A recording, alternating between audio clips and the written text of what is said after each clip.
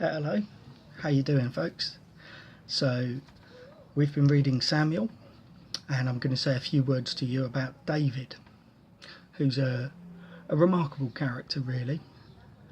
Everybody knows about the worst part of his life, but we haven't read on to that yet, so I'm not going to talk about that at the moment. The book of Samuel takes quite a long time to cover parts of the characters in there, and we see this particularly with David. So I'm going to draw out three aspects of his life, just highlight them a little bit, and those aspects are firstly his faith, secondly his prayer life, and thirdly how he relied on guidance. So firstly, faith. The first time we see David, the prophet Samuel anoints him and says, "You're going to be king." And we're told from that day on, the Spirit of God came on David in power. So David's got this promise, and you see the different turns of his life as you read on, and you see how David acts in line with his promise. Now there's two errors we can make. One is just to say, God's promised this, so I don't need to do anything, I'll just sit around and wait for it to drop out of the sky. David doesn't do that. He acts wisely, actually. He acts sensibly. And maybe it's because he was that type of person that God gave him the promise. The other error you can go through if you've got a promise is to try and make it happen. Try and push it before it's ready. David had opportunities to do that. He had opportunities to kill King Saul. If you're familiar with the story, you know that Saul was king, so David couldn't be king while Saul was around. And also Saul was trying to kill David. He was jealous of David and trying to kill him. And a lot of David's friends were saying to him, two times Saul was in David's power, and his friends were saying to him, "Go on, kill him. You can have it all. You can have everything you're promised for. This is what God wants for you. God's given you this opportunity." And David doesn't listen to them. He obeys his conscience. He does what he feels is right, what he believes is right. I mean, to kill someone whom God has set up as king, plainly is wrong. And David must have been such a temptation to him, but he stood firm and he didn't do it. So that's two aspects of faith.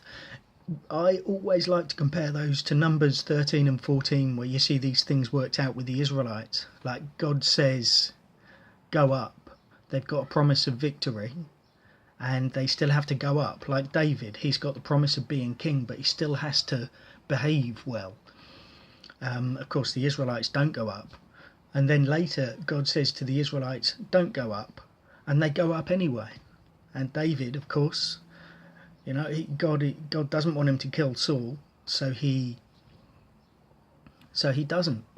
Whereas the Israelites pushed on when God told them not to, and they suffered a loss. I like those chapters, Numbers 13 and 14, because they show this whole issue so clearly.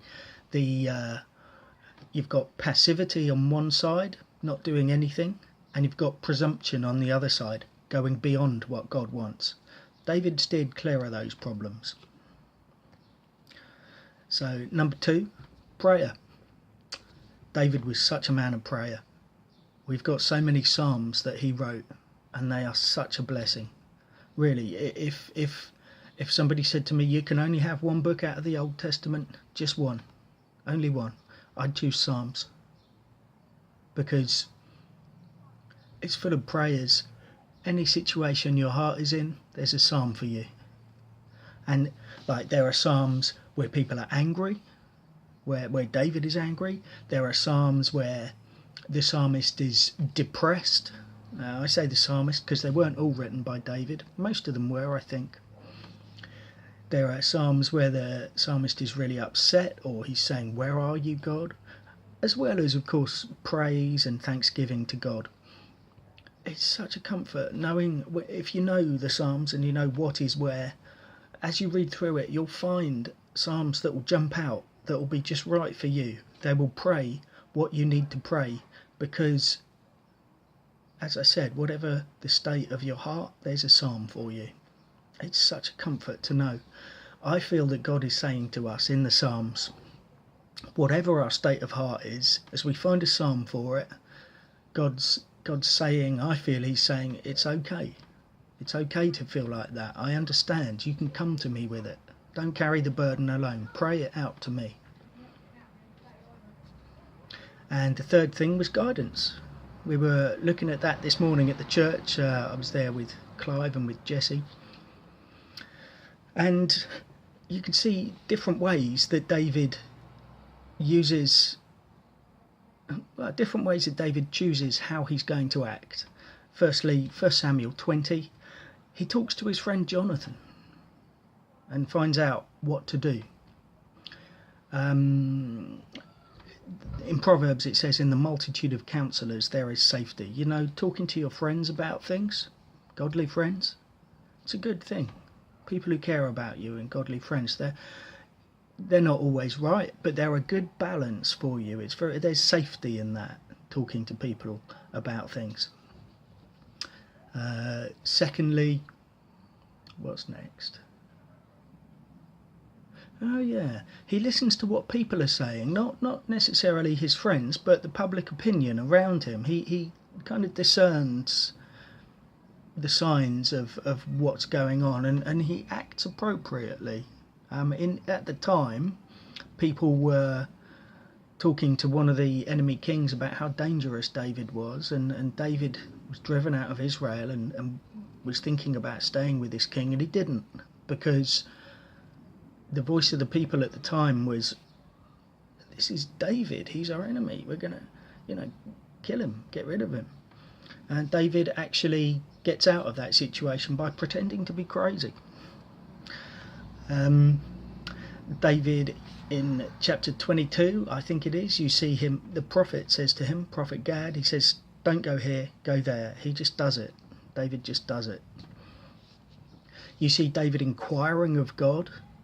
It's really interesting. He inquires of God, it says, I don't know how exactly, and it says, God, are you going to give me victory here? Shall I go here? And God either says yes or no. Right, I think in every instance it's written of, God says yes, or he asks the right question, and he's almost knows what to do, but he seeks God for confirmation first. And the last one, of course, we've touched on. He obeys his conscience rather than well-meaning friends. He does what he knows is right before God. Okay, well, that's a little bit about David. I hope you're enjoying reading, and talk to you soon. Bye for now.